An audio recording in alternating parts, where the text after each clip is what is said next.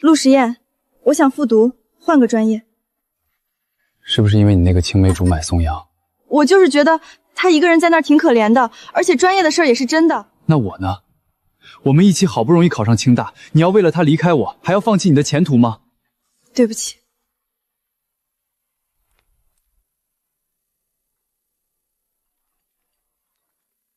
实验啊，我们到你学校了，想见见你。实验，你帮我们劝劝他吧。清大已经考上了，怎么能说不读就不读呢？我们说什么他都不听，就说要复读。他最听你的话，你去跟他说说。你真的想好了？清大不是谁都能考上的，你为了宋阳放弃自己的前途，值吗？这是我的事。这是你的事。如果不是你爸妈来找我，我不会来劝你。我不用你们管。你，我只是不想看你将来后悔。你最好考虑清楚再决定。那一晚，我几乎没睡。第二天傍晚，他来到我的宿舍楼下，他仰头看着我，眼睛红红的，像是哭过。我想好了，不复读了，我们一起好好读大学。那说定了，别反悔。可是迎新欢迎会那天，许秋意，我的复读班今天开学了，同桌不是你，我好不习惯。你现在走了，我们就真的结束了。对不起。许秋意来了吗？后来，许秋意的父母又来了宿舍，想让我再去劝劝他。叔叔阿姨，你们也听到了，这是他自己的选择，我尊重他，也请你们尊重我。我还要整理宿舍，就不送你们了。实验，别太难过了，这种事儿不值得你耽误自己。爸，我没事儿，我早就有点预感，只是没想到他真会这么选。你能想明白就好。石岩，许秋意他到底是怎么想的呀？放着清大不上，去陪宋阳复读，那个你还好吧？放心吧，我没事。我早看宋阳不顺眼了，整天秋意姐姐长，秋意姐姐短的，许秋意居然吃这一套。每个人都有自己要做的选择，他选了宋阳，我选了我的路，没什么好怨的，只能说明我们没缘分罢了。我以为考上清大，远离宋阳，一切就能重新开始，可从结果看，是我太乐观了。你们的事在论坛上炸锅了，本来你和许秋意双双考上清大就上过一次小热搜，如今他复读的事被翻了出来，网上说啥的都有。这个已经冲上热门了，评论区说什么的都有，有的还很难听。没事儿，先等等吧，明天热度应该会降下来的。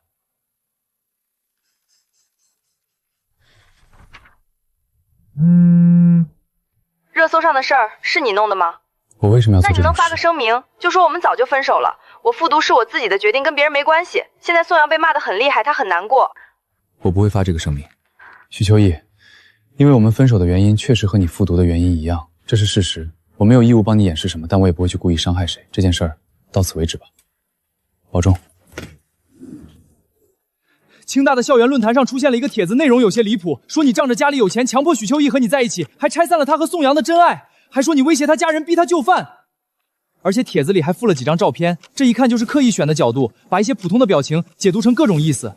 很快评论区就炸了，有人信了，开始骂我，也有人在质疑，说证据不足。我的手机也一直响个不停，收到了一些莫名其妙的短信。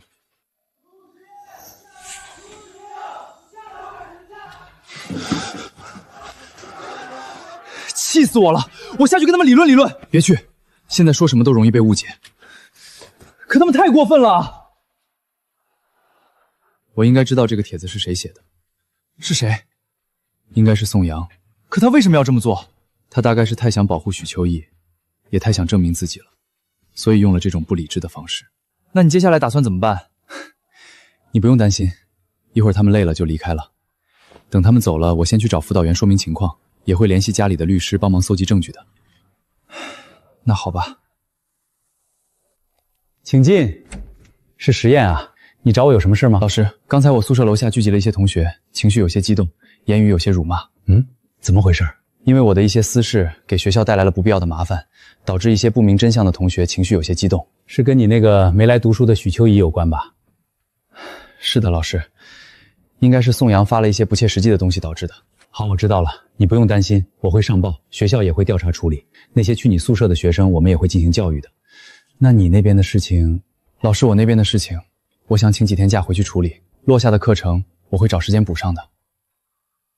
好，你如果需要帮助也可以联系我，但是行事不要过激。我知道，老师，我不是为了报复，而是为了维护自己的合法权益。被造谣，不该沉默。说得对，那麻烦您，老师，我先走了。你去吧。许秋意，宋阳，我们的事该有个结果了。我相信事实会还我清白。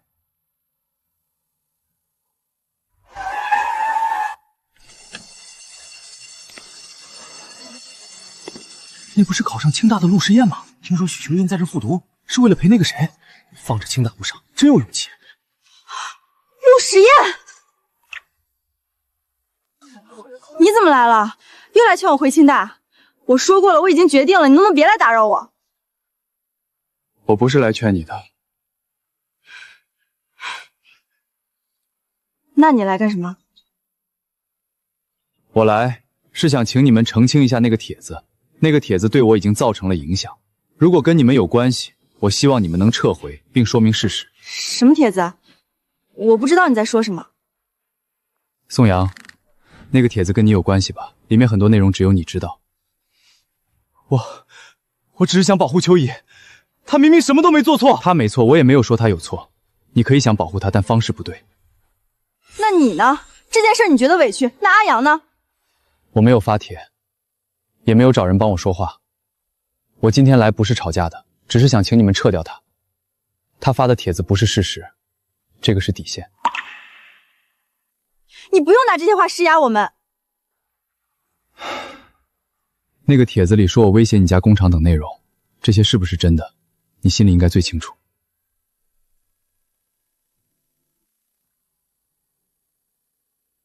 秋意，对不起，都是我不好，我没想到事情会变成这样，我一时冲动，是不是做错了？不怪你，你只是想护着我。陆时言，这件事你一定要揪着不放吗？我没想逼迫任何人，只需要一个澄清以及删除那个不实帖子，消除不良影响，这件事就过去了。我只是说了我以为的事实，我错了吗？我们不会按你说的做，没理由向你妥协退让。你们的拒绝是建立在捏造事实的基础上，虚假的言论终究抵不过真相。在我看来，整件事的过错本就不在我们。你写的帖子有证据吗？比如聊天记录、录音、照片。如果没有，那就是造谣。我可以请律师处理。你少拿律师吓人，有本事你就去请。好。钱律师，麻烦您了。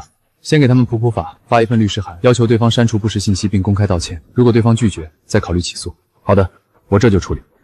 你真要告他？陆时言，你至于吗？学生在网上造谣并引起很大反响，已经不仅仅是违反校规校纪的问题，而是触犯了法律底线。根据行为的严重程度和造成的具体后果，依法会面临学校纪律处分、民事赔偿甚至刑事责任4个层面的处理。当然，依据陆先生的意思，目前只需要宋阳删除不实信息并公开道歉，就不会起诉。会再给你们几天时间，你们好好考虑。我不会随便告一个人，但如果对方坚持不删帖不澄清，那我只能通过法律来维护自己的名誉。这不是报复，是正当权利。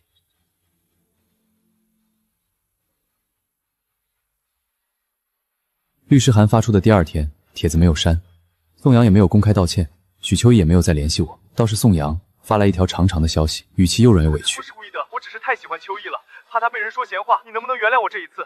我马上删帖，求求你别告我。你怕的不是做错事，而是后果。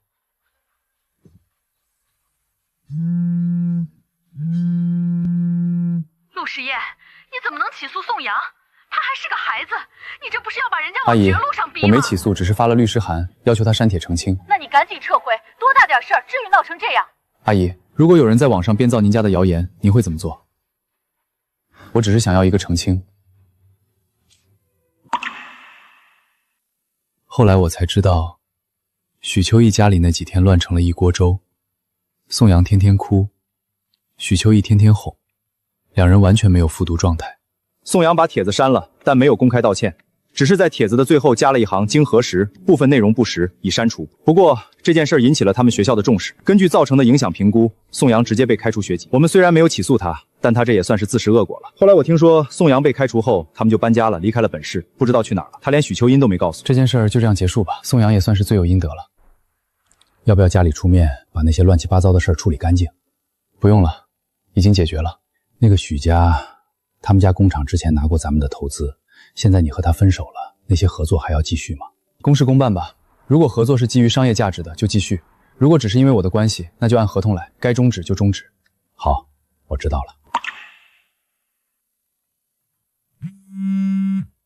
石燕，我听说许家工厂失去了一大笔订单，都快倒闭了，是你家干的吧？不是因为我家刻意打压，而是不少合作方是看在我爸的面子上才和他家签约的。现在两家没有了那层关系，对方自然重新评估了合作。不管怎么说，真是解气啊。行了，别幸灾乐祸了，有时间聚聚。好啊，放假咱好好聚聚。那行，我还有事儿，先挂了啊。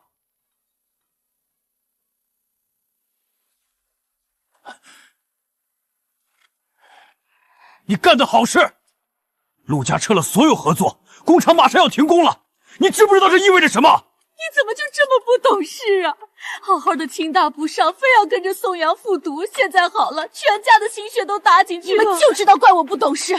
你们什么时候问过我想要什么？从小到大什么都替我做决定，连和谁在一起都要听你们的。我们是为你好。为我好，为我好就是让我去讨好陆实业，就是让我牺牲自己的感情去换你们工厂的订单吗？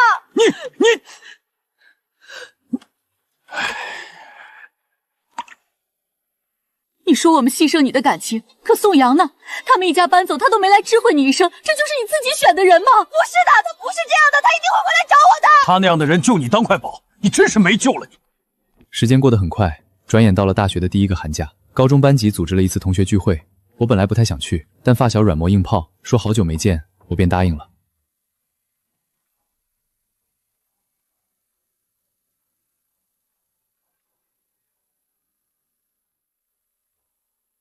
秋叶，你可真行啊！放着清大不上，跑去复读，就为了爱情。兄弟们，这叫什么？这叫为爱冲锋的勇士啊！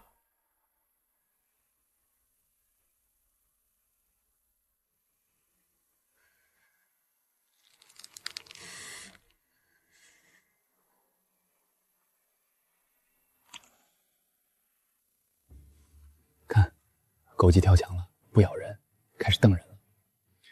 我有点不舒服，先走了。你和他们接着玩吧。行，那你先回去吧，有事联系我。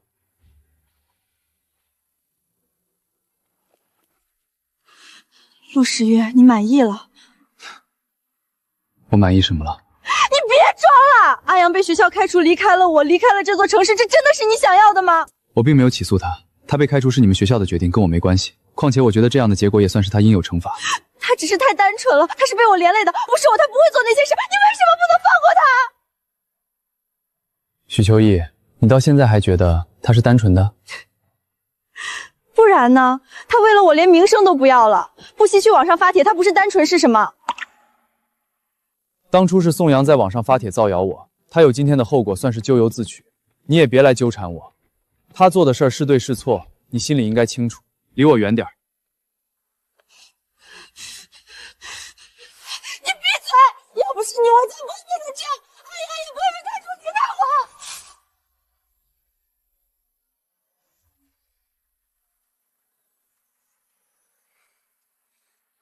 许秋叶，你想干什么？魏青，你放开，这是我跟他之间的事，你少多管闲事。同学之间动手动脚就不算闲事。你为了谁复读是你自己的选择，你的选择被人嘲笑是你自己要承担的后果。把责任推到别人身上，甚至想动手打人，这不叫担当，叫无能。你。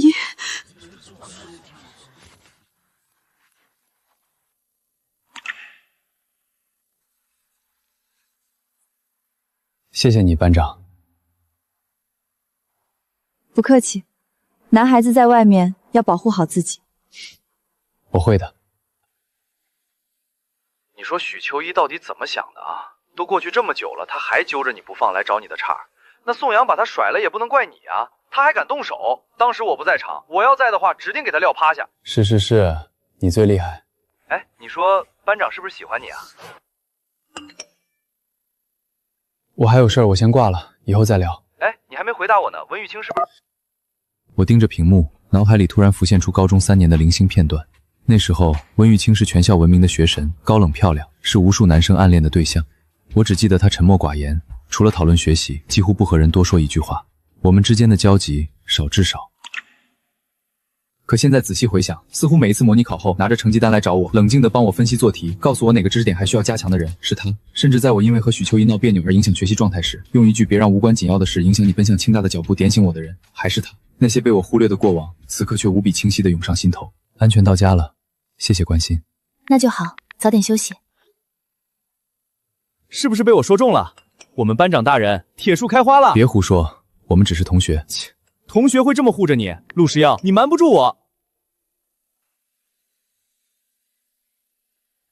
钱律师，麻烦将你之前搜集到的关于宋阳的东西转交给许秋怡吧，也算是给我跟他之间的那段感情画上一个句号了。希望这里边的东西能让他看清宋阳这个人吧。好的，陆先生，这里边都是关于宋阳和不同女生的聊天记录跟照片，言语暧昧。如果这都不能让他醒悟，那许秋怡真的没救了。还有那段录音也一并给他吧，希望他在听到宋阳是在吊着他的那些话，能让他幡然醒悟吧。好，我这就去转交给他。后来钱律师告诉我，许秋怡看完后整个人发了疯一样，把家里的东西砸得稀巴烂，还嚷着要见我。我心里没有一丝波澜，我把这些东西交给他，只是想告诉他宋阳的真面目。我并没有见他，也没有再理他。结束了就是结束了。师哲，我错了，我真的错了，我瞎了眼，我是个混蛋，我不该相信他，不该离开你，你原谅我好不好？我们重新开始，我一定好好对你，会好好复读1年，我一定能考回清大的。许秋怡，你和宋阳是你们的事，你们俩如今跟我没有任何关系。你要不要好好复读，能不能考回清大也是你自己的事，我们已经分手了。再见。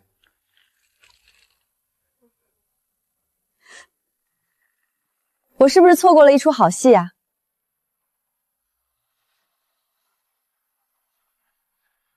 好巧，班长。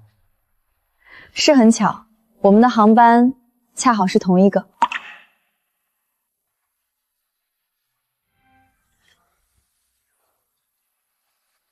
没想到我们不仅同航班，还是邻座。对啊，真的很巧。清大的生活还习惯吗？挺好的，教授们都很有水平，同学也很好相处。那就好。听说你拿了国家奖学金，很厉害。你也一样啊，华大的国奖含金量可不比清大低。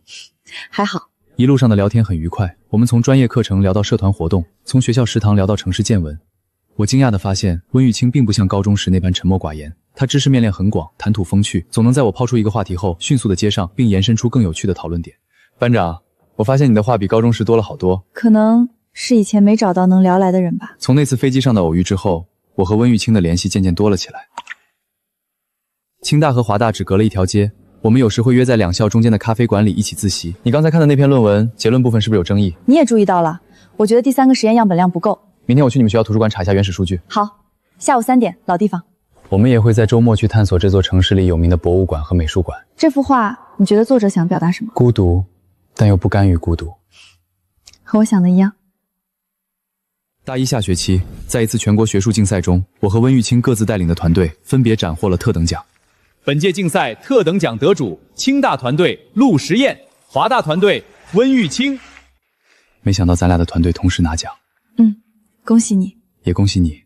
刚才在台下，我一直在找你。我也是。我很幸运。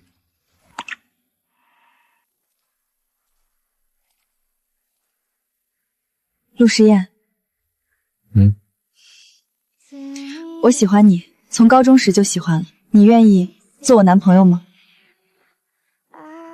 我愿意。陆时彦，谢谢你，我真的很开心。我也很开心。啊！我的 CP 成真了！我就知道班长对你有意思。对了，你知不知道许秋怡后来怎么样了？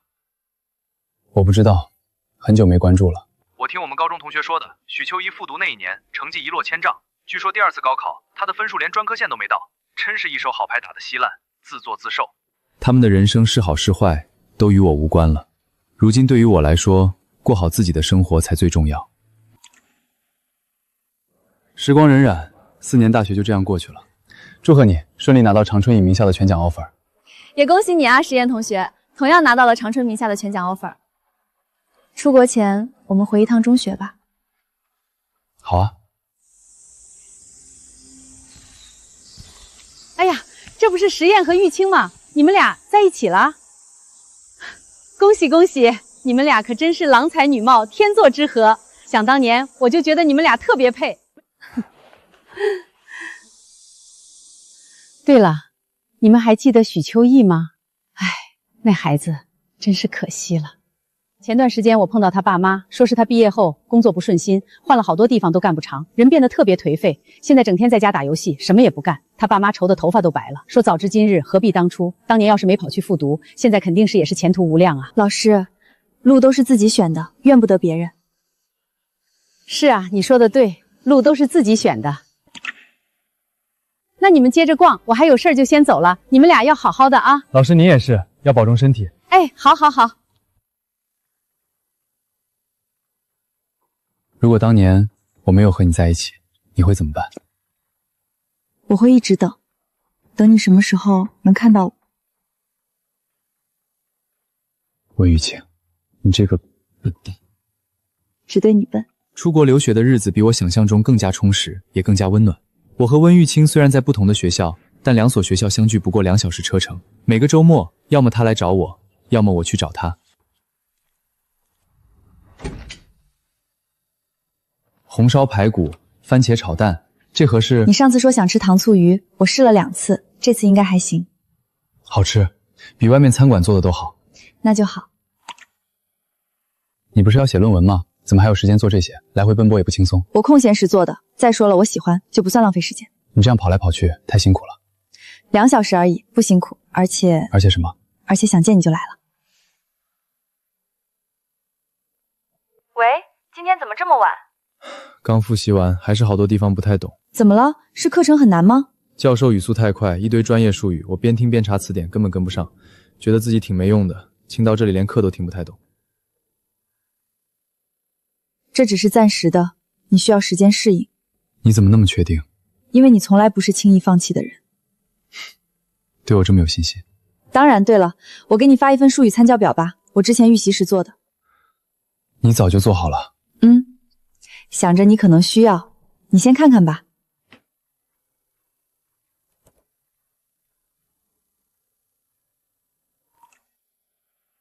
留学生生活并不全是甜蜜，我们也会有矛盾的时候。你忙完了？对不起，玉清，我这边突然有个紧急的项目汇报，我一忙就忘记了。你那边怎么样了？挺好的，研讨会很成功，晚宴也很多人。那就好。陆实验，我今天等了你2个小时。我站在会场门口，看着所有人成双成对的进去，就我一个人孤零零的。我打了3次车，又让司机走了，因为我总觉得你下一秒就会出现。对不起，玉清，我真的……我知道你有事，我也理解，我只是有点难过。算了，不说了，你早点休息吧。你呢？你要休息了吗？还没，还有个论文的引文没写完。那我陪你。不用，我陪你，你写你的，我不挂电话，就在这边陪着你。傻瓜。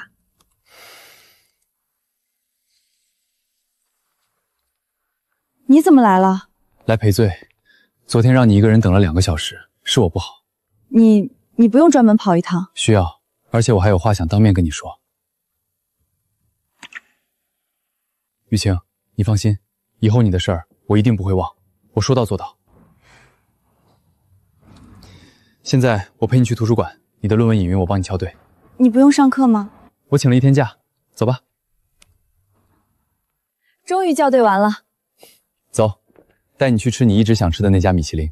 你疯啦？那家要提前1个月预约。我1个月前就预约了，本来想当做惊喜给你的，但我觉得今天更合适。你这么早就……好了好了，开心一点，忍住啊，可别哭鼻子。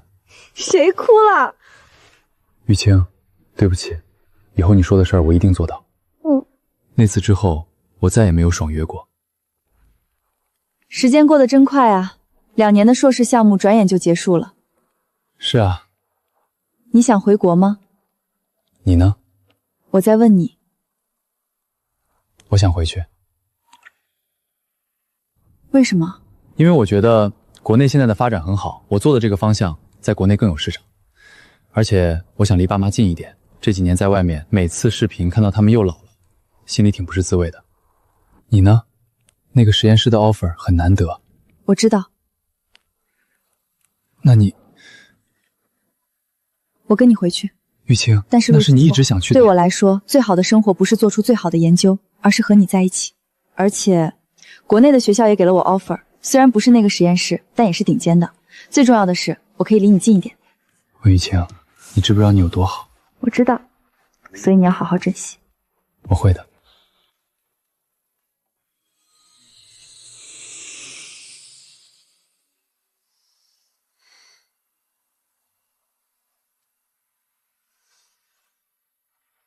到了吗？到了，回家了。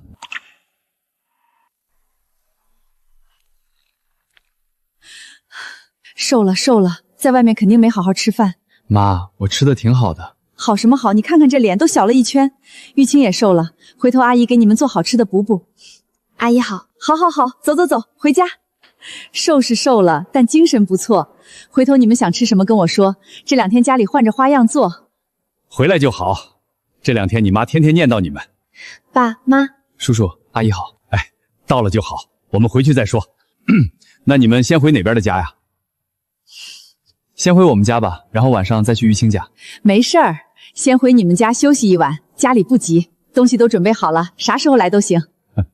我看着窗外熟悉的街景，又看向边上的玉清，心里涌起一股说不清道不明的情绪。这里有我的家人，有我的朋友，有我的爱人，这里是我的家。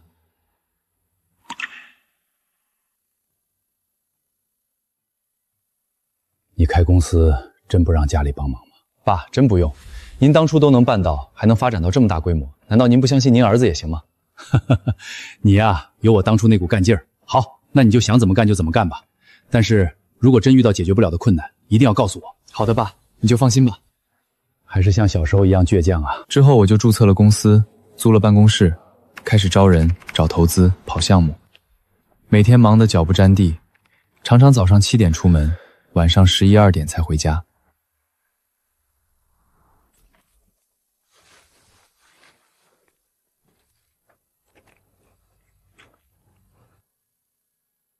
傻瓜，自己都那么忙了，还要照顾我。有时候我出差回来，打开门会看到家里被收拾得干干净净，茶几上还多了一盆绿植和新鲜水果。你怎么有时间弄这些？时间挤一挤总是有的，而且我想让你回家的时候觉得舒服一点。雨晴，好了，不说了，我马上要开会了，你先休息。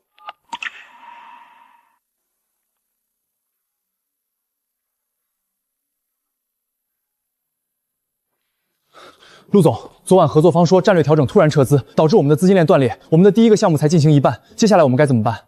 撤资原因查清楚了吗？查清楚了，对方上个月刚投了另一家同赛道的公司，应该是找到了更便宜的合作方，拿我们当跳板了。先通知技术部，只保留基础框架，1周内交可演示的原型，做完发双倍绩效。公司账上的资金还能维持多久？加上合作方赔付的违约金，最多再撑1周。好，我知道了。你先去通知技术部，资金的事我来解决。好的，陆总。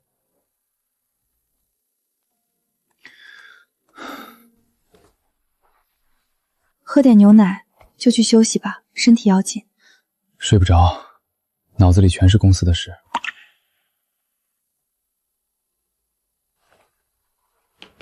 你这是？我的存款不多，但应该够撑一段时间。我知道你想说什么。这是你这么多年的。但是陆时宴，我们现在是一起的，你的公司就是我们2个人的事。我不需要你一个人扛着所有的压力。你先留着，我们还没到山穷水尽的地步。陆时宴，我已经找到合适的投资方了。真的？真的。之前我听我妈聊起过这个投资人，说他脾气挺古怪的。我跟他取得联系后，他答应明天和我见面。好，那你明天小心点儿。把牛奶喝了，既然有转机了，那就早点休息，养好精神，明天好去会这个古怪的投资人。知道了，雨晴，谢谢你。谢什么，傻瓜。陈总，以上就是我们公司关于这个项目的全部计划。您要是有疑问，可以直接问。你妈跟我提起过你，她说你从小就不喜欢靠家里，非要自己闯。这份计划书是你自己写的？是。思路清晰，数据扎实，虽然有些地方还稚嫩，但整体不错。我可以投你，但我有一个条件。什么条件？公司你说了算，我不干涉经营，但财务上我要派一个人进去。可以。合作愉快。合作愉快。谈妥了。真的？太好了。晚上请你吃饭，庆祝一下。好啊，不过不用太贵，楼下那家小馆子就行。不行，今天要吃好的。那你来定，我等着。最难的阶段终于迈过去了。恭喜你啊，上半年完成了2个项目，现在又拿到一个重点项目，开始盈利了。也要恭喜你，带的课题组发表了几篇高水平论文，在学校里也算是站稳了脚跟。对，更要恭喜我们自己，生活越来越好，我们越来越默契。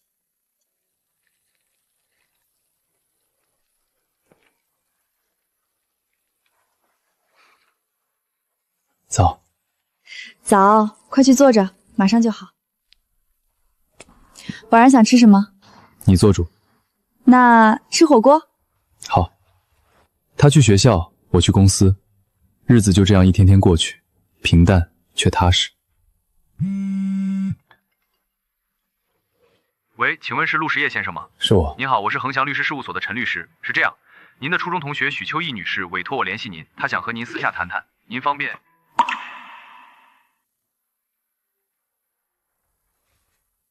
怎么了？没什么，工作上有点烦。不想说就不说，但如果你想说，我在听。雨晴，如果有一天许秋意找到你，你不要理她。好。你不问为什么？因为我相信你，你让我不理她，一定有你的理由。谢谢你。又谢我？你今天怎么这么客气？因为我觉得我这辈子最大的幸运就是遇到了你。油嘴滑舌。真的，如果当年没有你，我可能没那么快从许秋怡和宋阳那件事里走不出来。是你自己的努力，我只是在旁边看着你。不，是你拉了我一把。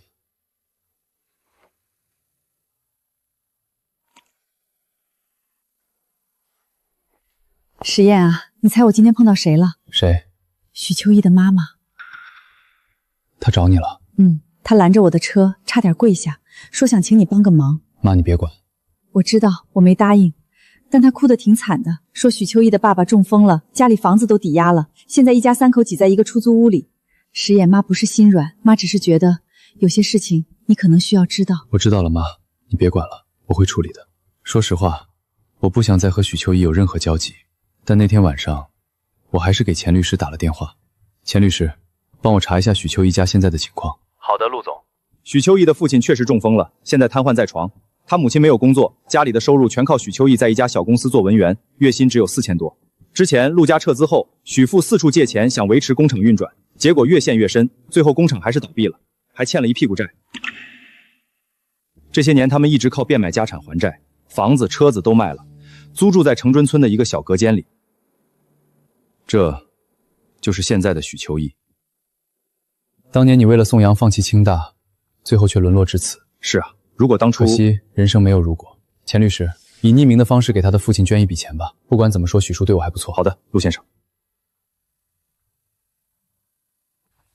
雨晴，我今天给许秋怡的父亲捐了一笔钱，我只是看在许叔叔的面子上捐的。如今他卧病在床，我也只是想让他以后能过得舒服一点。你是什么样的人我很清楚，放心，我没有误会，但是只此一次。此生不会有第二次。时间又过了大半年，公司发展的越来越好，我们拿到了 B 轮融资，估值翻了10倍。我爸妈催婚也催得越来越紧。你们在一起这么多年了，什么时候结婚啊？快了，快了。快了是多久？妈，你就别操心了。我不操心谁操心？你都27、8了，隔壁老王家儿子比你小3岁，孩子都打酱油了。阿姨，我们打算明年年初办。真的？我们商量好了。太好了，太好了！雨晴啊，那我先不说了啊，我把这个好消息给你叔说说去。我怎么不知道我们商量好了？现在商量也不晚，还是说你不想娶我？想，每天都想。那不就行了？我不想办太大型的，就请亲戚朋友，简单一点。好。我也不想要太复杂的仪式，交换戒指，说几句话就行。好。还有，我不喜欢那种闹洞房的习俗，我觉得很尴尬。好，你怎么什么都好？因为只要是你想的，我都好。你开心我就开心。但是婚礼是我们2个人的，你要是有想法也可以说的。那你觉得我们应该怎么办？要不旅行结婚，找个漂亮的地方，就我们2个人，简简单单的。好。你又说好。因为你说的，我都觉得好。陆时言，你什么时候变得这么油嘴滑舌了？跟你学的？我才没有。你有？没有。有。婚礼定在了来年春天，地点是玉清选的，有雪山、湖泊、草地，很美。我们也只请了2家的直系亲属和最亲近的几个朋友。各位亲友，欢迎来到雪山脚下。今天没有复杂的流程，只有2个人和这一片山水。2位新人，如果你们准备好了，可以转身看着彼此。好，现在我宣布2位新人交换对戒。好，那么现在我宣布你们可以接吻了。接吻，接吻，接吻，接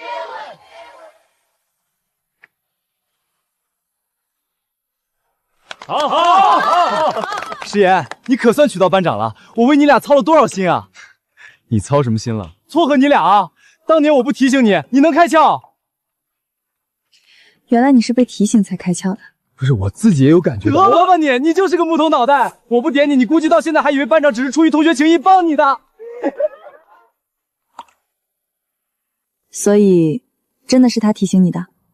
算是吧，但他不说，我也会发现的，只是时间问题。多久？可能再晚个1-2年。陆时野，你可真是……是你眼光好，看上了我这个木头。是啊，我的眼光一直很好。从我高中第一次看到你的时候，我就知道。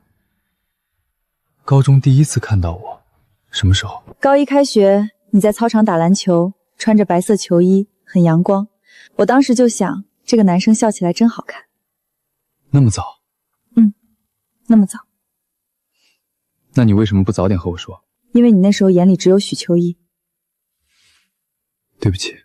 不用道歉，感情的事儿没有谁对谁错，重要的是最后我们在一起了，而且你现在是我的了，谁也抢不走。谁也抢不走。来，笑一个。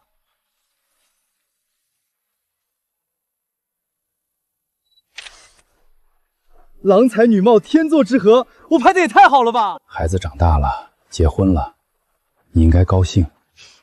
我高兴，我就是高兴才哭的。玉清啊，以后他要是欺负你，你跟妈说，妈替你收拾他。谢谢妈。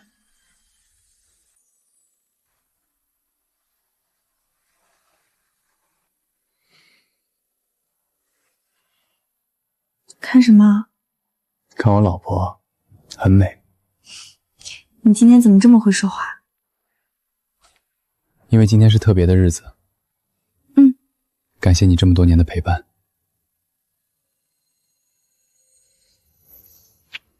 我们是互相陪伴。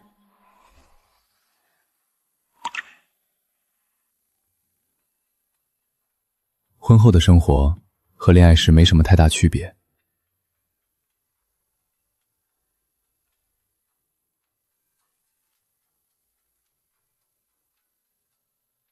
傍晚下班，我们一起归家。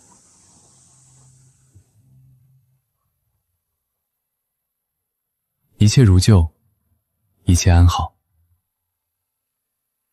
明天就敲钟了，你这几年每一步都没靠过家里。说实话，我以前想过你会回来找我，但你没来。有几次确实挺困难。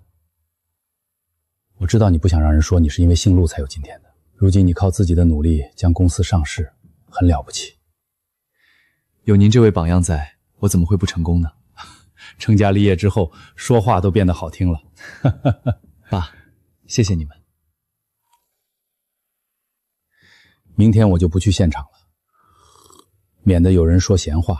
你妈要去，我不拦着。他们说他们的，反正我已经站上去了。也是，他们想说还是会说的。但是你已经站上去了。爸，那我先回去了，明天中午我订了位子，咱们一家人吃饭。好啊，到时候咱父子俩和你老丈人一起好好喝点。好。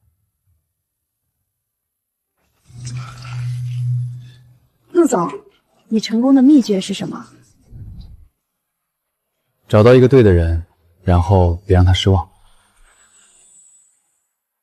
哦，陆总撒狗粮了啊！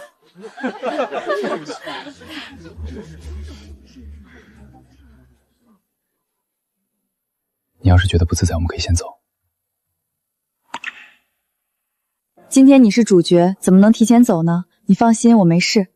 而且我是什么性格你还不了解，这小场面。那好，你要是想走，告诉我。我知道了。你今天说的那句话是真的吗？哪句？找到对的人，别让他失望。当然是真的。如果没有你，我可能根本撑不到公司上市。你太夸张了。不夸张。你记不记得当年公司最难的时候，你把自己的存款都拿给我？记得。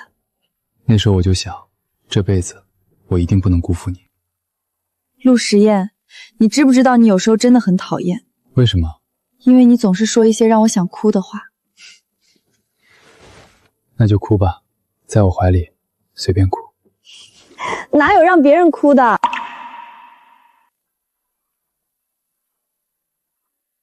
雨晴，谢谢你选择了我。不客气，陆时宴，也谢谢你选择了我。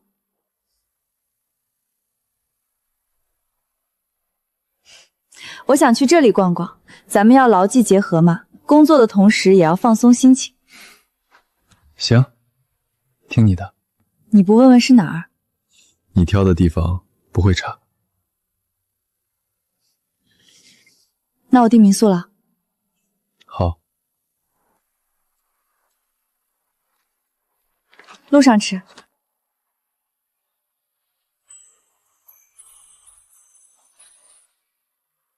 这么开心？和你一起去旅游，当然开心。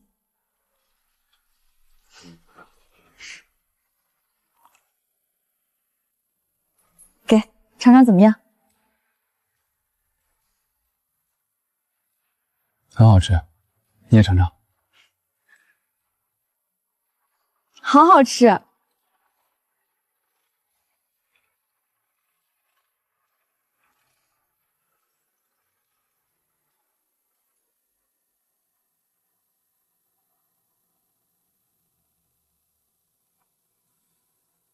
宋阳，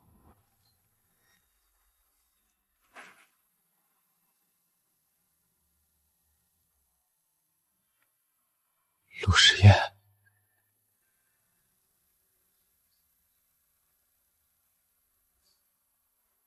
搬到这边来了，搬了2年多了。我妈身体不好，这边空气好点儿。以前的事儿是我做错了。我知道。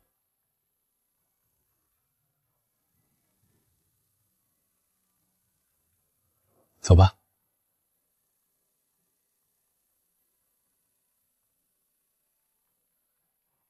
他变了很多。